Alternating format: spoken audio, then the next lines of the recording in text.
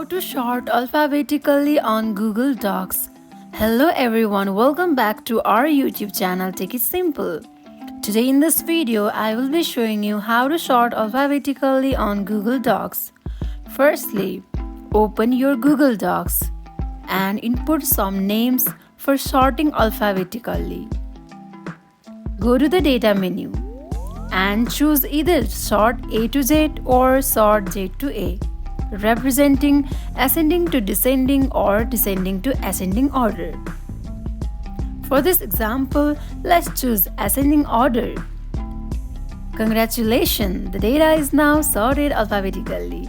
This demonstrates how you can easily sort data alphabetically. That's wrap for today. I hope you understand. If you guys did, then hit the subscribe button and I'll be seeing you guys on the next video. Until then, bye bye.